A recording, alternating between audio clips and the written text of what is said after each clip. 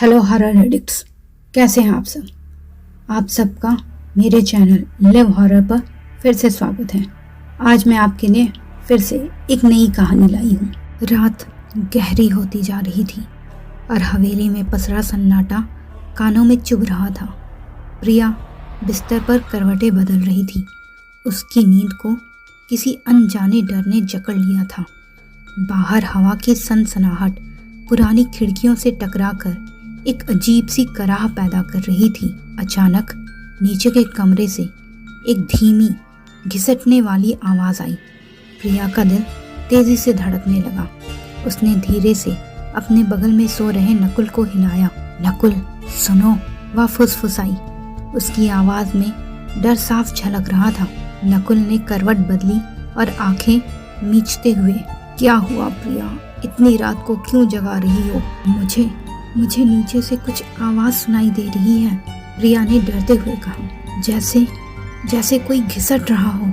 नकुल ने ध्यान से सुनने की कोशिश की, लेकिन सब शांत था। मुझे तो कुछ सुनाई नहीं दे रहा, शायद तुम्हें वहम हो रहा है, सो जाओ। लेकिन प्रिया को यकीन था कि उसने कुछ सुना था। वह बेचैन होकर बिस्तर पर बैठी रही। उसकी नज़र कमरे के अंधेरे कोनों पर टिकी हुई थी। तभी दरवाजे पर एक हल्की खरोच की आवाज़ आई। प्रिया डर से कांप उठी और नकुल को कसकर पकड़ लिया। यह क्या था?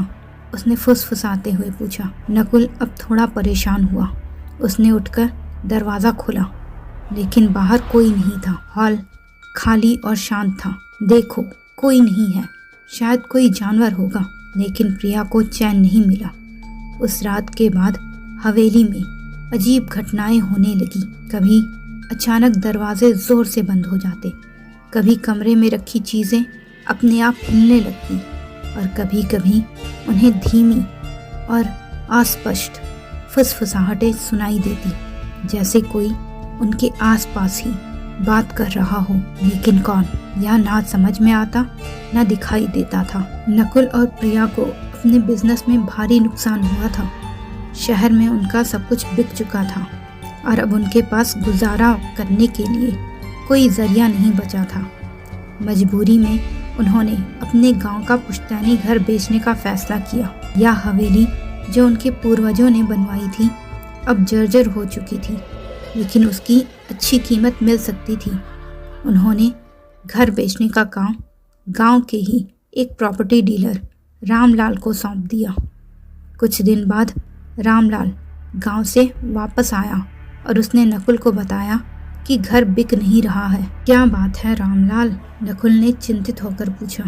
इतनी बड़ी हवेली, अच्छी खासी जमीन भी है, फिर भी कोई खरीदने को तैयार नहीं, रामलाल ने हिचकिचाते हुए कहा।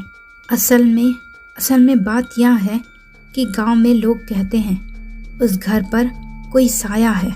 नकुल हंस पड़ा। साया? यह सब क्या अंधविश्वास है रामलाल? आजकल कौन इन बातों पर विश्वास करता है? मैं भी तो वही कह रहा था बाबूजी, रामलाल ने कहा। लेकिन कई लोगों ने उस घर में अजीब सी चीजें महसूस की हैं। रात में रोशनी दिखती है, आवाजें सुनाई देती हैं, लोग डरते हैं उधर जाने से भी। प्रिया जो पास ही खड़ी थी थोड़ा डर गई। उसे हवेली में हुई अजीब घटनाएं याद आ गई। शायद रामलाल सच कह रहा हो नकुल। नकुल ने प्रिया को शांत करने की कोशिश की। तुम भी इन सब बातों पर विश्वास करने लगी? वह सब हमारी कल्पना है प्रिया। पुराने घर हैं, हवा चलती है तो आवाज़ें आती हैं, लेकिन अंदर ही अंदर उसे भी थोड़ा डर होने लगा था। घर बेचने में परेशानी हो रही थी। हवेली के बारे में गांव वालों की बातें सुनकर नकुल परेशान हो गया।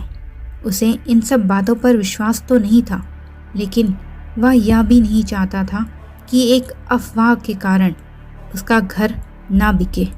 आखिरकार उसने फैसला किया कि वह और प्रिया खुद उस हवेली में कुछ दिन रहकर देखेंगे। अगर सच में कोई समस्या होगी तो वे उसका हल निकालेंगे। अगले हफ्ते नकुल और प्रिया गांव पहुंचे और हवेली में रहने लगे।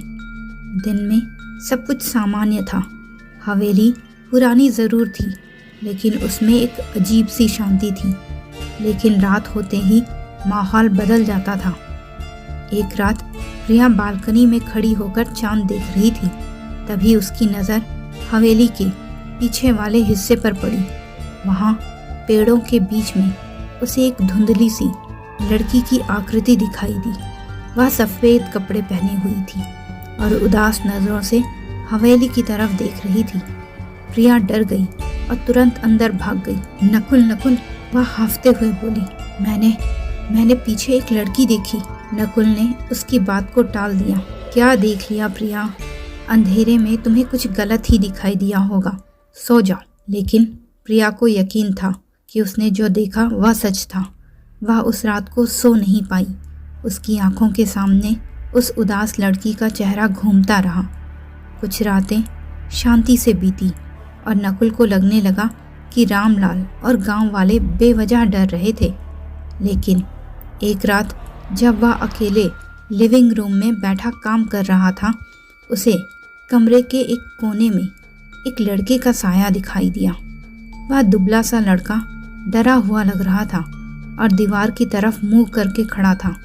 नकुल चौंक गया और उठकर उसकी तरफ बढ़ा, लेकिन पलक झपकते ही वह साया गायब हो गया। अगली रात नकुल लैपटॉप पर काम करते करते थक कर थोड़ा सुस्ताने को सोफे पर ही लेट गया था।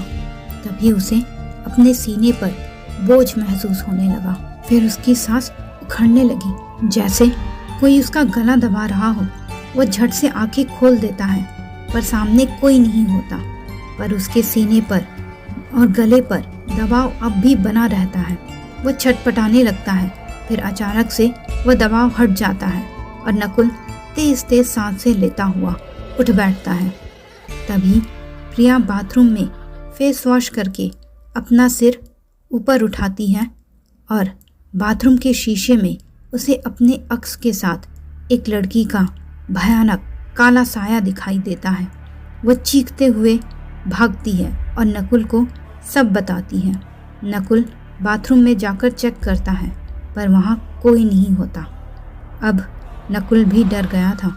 उसे समझ नहीं आ रहा था कि यह सब क्या हो रहा है। क्या प्रिया सच कह रही थी? क्या वाकई इस हवेली में कोई साया था? उस पुश्तैनी घर का इतिहास जानने के लिए नकुल ने गांव के सबसे बूढ़े व्यक्ति काका जी से मिलने का फैसला किया। काका जी हवेली के बनने के समय से ही गांव में रह रहे थे और उन्हें सब पुरानी बातें पता थी। अगले दिन नकुल काका जी के घर गया और उन्हें हवेली में हो रही अजीब घटनाओं के बारे में बताया। काका जी ने गहरी सांस ली और उदास स्वर में बोले, बेटा, उस हवेली पर एक पुराना शाप है। नकुल ध्यान से उनकी बात सुनने लगा। काका जी ने हवेली के इतिहास की एक दर्दनाक कहानी सुनाई। यह बात तब की है जब तुम्हारे परदादा यहाँ रहते थे। उनकी सबसे छोटी बेटी थी रोहिणी। बड़ी ही सुंदर और सुशील लड़की थी। घर का एक नौकर था, उसका बेटा था रंजन। दोनों बचपन से साथ खेलते थे और धीरे धीरे उनके बीच प्यार हो गया। काका जी की आवाज़ धीमी हो गई। तुम जानते तो हो, उन दिनों जात पात का बहुत भेदभाव था।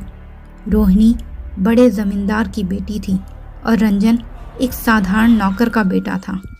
उनके बीच की सारी दूरियों को जानते हुए भी उन्होंने अपना प्रेम संबंध जारी रखा और छुप छुप कर मिलते रहे। लेकिन एक दिन काका जी ने आगे कहा, रोहिणी के पिताजी को सब पता चल गया। वह गुस्से में आग बबूला हो गए। उन्होंने रंजन को पकड़वा लिया और इसे इतना मारा कि वह वहीं मर गया। उसे हवेली के पीछे ही चुपचाप गाड़ दिया गया। काका जी की आंखों में आंसू आ गए। रोहिणी यह सब बर्दाश्त नहीं कर सकी। अपने प्यार की मौत का सदमा उसे अंदर ही अंदर खा गया। कुछ दिनों बाद उसने भी अपनी जान दे दी। उसे भी हवेली के पीछे रंजन के पास ही गाड़ दिया गया। एक लंबा सन्नाटा छा गया। फिर काका जी ने कांपती हुई आवाज़ में कहा, रोहिणी और रंजन का बदला तभी से शुरू हुआ। घर में अजीब घटनाएं होने लगी। चीज़ें अपने आप टूट जाती थी। रात में रोने की आवाज़ें आती थीं। कहते हैं उन दोनों की आत्मा ने ही तुम्हारे परदादा को भी मार डाला था। नकुल डर से कांप रहा था। यह कहानी उसकी कल्पना से भी ज़्यादा भयानक थी। काका जी ने आगे बताया, तब तुम्हारे दादाजी ने एक बड़े तांत्रिक को बुलवाया और उसने अपनी शक्तियों से उन दोनों आत्माओं को बांध दिया और हवेली का पिछला वाला हिस्सा हमेशा के लिए बंद करवा दिया था। कहा था कि अगर वह हिस्सा कभी खुला तो वे आत्माएं आज़ाद हो जाएंगी और किसी को भी उस घर में रहने नहीं देंगी। काका जी ने नकुल की तरफ देखा। उनकी आंखें चेतावनी से भरी हुई थी। बेटा, शायद तुम लोगों ने वह हिस्सा भी खोल दिया है, तभी वह सब हो रहा है। वे आत्माएं आज़ाद हो गई हैं और तुम्हें चैन से रहने नहीं देंगी। सब कुछ जानने के बाद नकुल के पैरों तले ज़मीन खिसक गई। उसे हवेली में प्रिया को दिखाई देने वाली लड़की और उसे खुद दिखाई देने वाला लड़का याद आ गया। वह समझ गया कि वे रोहिणी और रंजन की आत्माएं थी जो अपने साथ हुए अन्याय का बदला लेना चाहती थी। नकुल ने उस हवेली को बेचने का इरादा छोड़ दिया। उसे अब अपनी और प्रिया की जान की परवाह थी।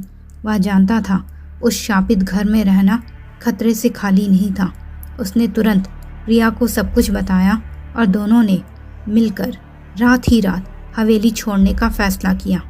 आधी रात को डर और बेचैनी के बीच नकुल और प्रिया अपनी कुछ ज़रूरी चीज़ें हवेली से लेकर निकल पड़े।